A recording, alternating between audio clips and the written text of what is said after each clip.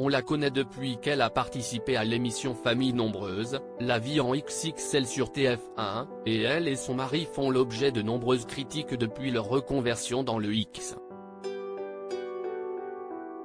Mais Amandine Pélissard cache aussi des blessures plus profondes. Très discrète concernant sa vie passée, elle avait néanmoins déjà révélé avoir longtemps consommé des drogues dures durant son adolescence. Un passage désormais loin derrière elle, même si la mère de Léo, Léna, Alina, Luna, Adam, Charles, Hector et Octave prend un traitement à vie pour ne pas sombrer à nouveau.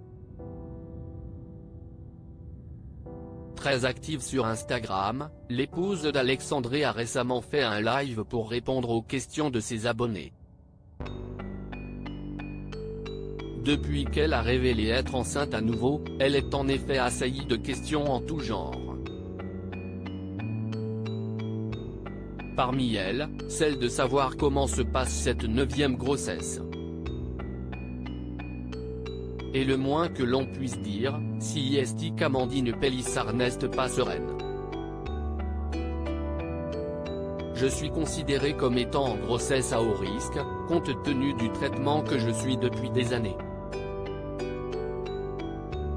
Il y a plein de facteurs à prendre en compte, donc évidemment qu'il faut être très prudent, faire très attention. Et si est-il vrai que quand je suis enceinte, on me surveille comme le lait sur le feu, a-t-elle expliqué face caméra. Je touche du bois. Si Amandine Pélissard craint autant pour son bébé, si est-il qu'il peut souffrir d'un syndrome de sevrage à la naissance. Autrement dit, il peut être devenu dépendant de la méthadone qu'elle prend quotidiennement. Tant que ça ne porte préjudice qu'à moi, ça va. Que ça puisse avoir une incidence sur mon bébé, ça par contre je ne l'ai jamais accepté. Je touche du bois vraiment, je remercie Dieu, ça ne m'est jamais arrivé, aucun de mes enfants n'a fait de syndrome de sevrage.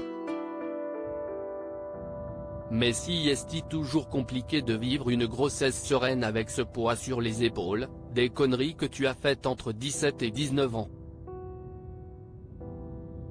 A-t-elle ajouté avec peine. Accro à l'héroïne durant sa jeunesse, la mère de famille avouait grandement regretter ses erreurs auprès de Jordan de Luxe en février 2022. Il s'agit d'une drogue qui rend malade physiquement. Tous les jours ça me rappelle mes erreurs, si est un boulet que je traînerai toujours. Déplorait-elle alors.